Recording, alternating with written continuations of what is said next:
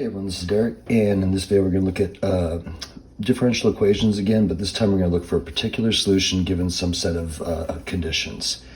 So, same basic idea here. I'm going to rewrite that y prime as dy dx equals x squared and then over y cubed. So now I want my, for this I'm going to want y's on one side and x's to the other. So I'm going to multiply both sides by y cubed to bring that up, and I'm also going to multiply both sides by dx to bring that up. So it will look really messy if I write all that, so I'm just going to say I'm doing that.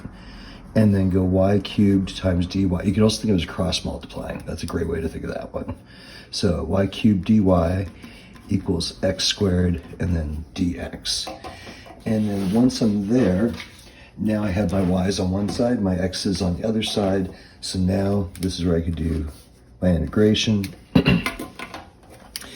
So then integral of y cubed is going to be y to the fourth over 4.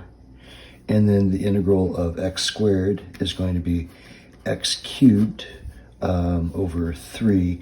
And then plus we have that constant because we don't know if that was there or what it was. But what we do know this time is that y equals 2 when x was 3. So what I could do then is take and put x is 3 and y is 2 into these, and that gives me everything but c, and then now I can find my constant. So 4 equals, this is a 3, so that would be 16 over 4, so that would be 4. That's going to equal 27 over 3, so that make 9 plus c. Subtract the 9 over, and it looks like c equals -5. Okay, so here's this with c plugged in. I want to get this in terms of y equals, so I want to get that y by itself. So I still need to do a little bit more work. I'm going to get rid of that 4 by multiplying everything by 4.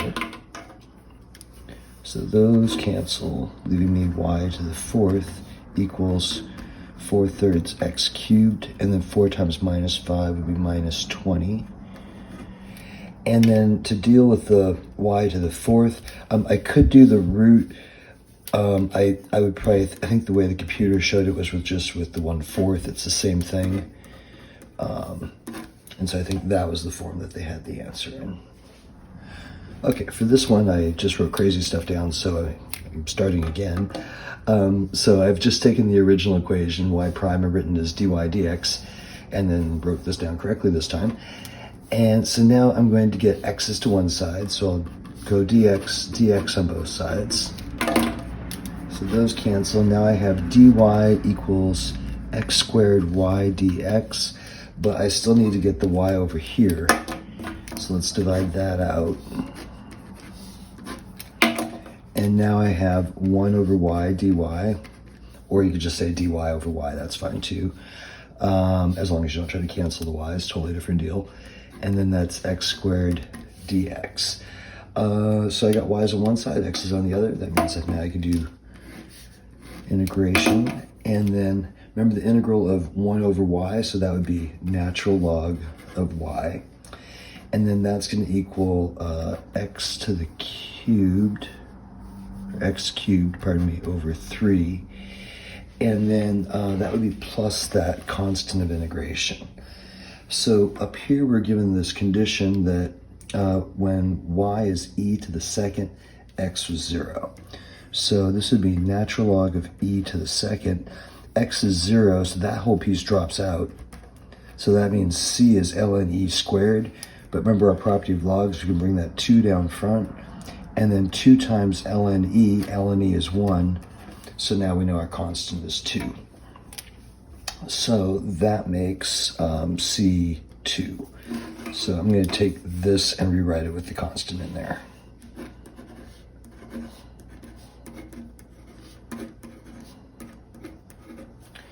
So then our last step, just like the last problem, we got to get this thing solved for y. So remember there's that invisible e, and when we have natural log of x equals y, we can go e to the y equals x, right? We can change that to exponential form. So that's going to do here, this whole thing is the exponent. So e raised to that whole mess will equal y. So e to the big messy exponent plus 2 equals y. Okay, so accounting statistics indicate that the number of white-collar crimes is growing according to the formula that if 135 white-collar crimes are reported in 2009, so that's giving us a starting amount right there. We'll let that's going to end up being our t equals 0. How many can we expect reported in 2014 if the trend continues? And it has this hint in here saying you should use this exponential, and you'll see where this exponential comes from. I'm going to go ahead and show you why it ends up doing this, and then you're going to be able to shortcut that step on these couple examples as you're doing them on the homework, and just realize kind of, yeah, it's going to come out to a C out front, and that will save you a bunch of time. And then we have to round to the nearest whole number because these are crimes, so it doesn't make sense to have 0.5 crimes. Okay, so this is dn. Okay, so I have this rewritten. So what I want to do is get n's and dn's on one side, t's on the other. So let's multiply both sides by dt. And now we have dn equals 0.05 n dt, except that we really want the n's over here. So if I divide this out, then this side becomes 1 over, or again, dn over. You can write it either way. dn equals dt. And now n's on one side, t's on the other. That's where I can do my integration. So integrating here, this is going to be u equals 0.05 n. So then du will equal 0.05 dn, and then dividing that over 1 over 0.05 du will equal dn. So then this becomes, I'll bring this piece out front, integral, and then that is 1 over u du. And then that's going to equal t. And so then integrating, I get 1 over 0.05. Remember 1 over u, that's our natural log when we take our integral. And then u was this 0.05 n. And that equals t. So then the next thing I'm going to do is that fraction out front, I'm going to multiply both sides by that, just basically to get that applied up to the t. Right here, I could put the c, and then I would go 0.05 of c, and then it would just be a different c. So I'm going to do this little piece first.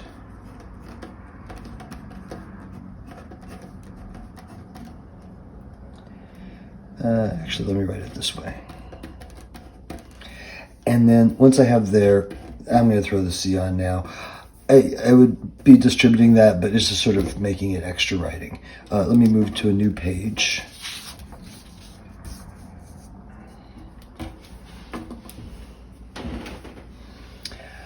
So now that I'm here, this is that spot where we have E raised to all that mess would equal that stuff inside. And again, this is that idea of kind of, the base to the answer makes the argument. So e to the 0.05 t plus c equals that.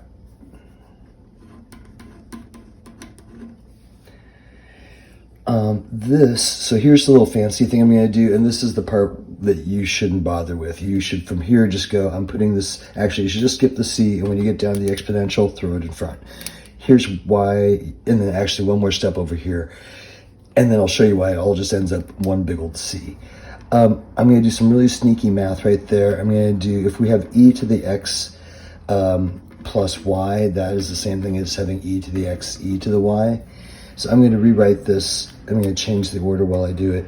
E to the c, and then it would be times e to the 0.05 t equals 0.05 n.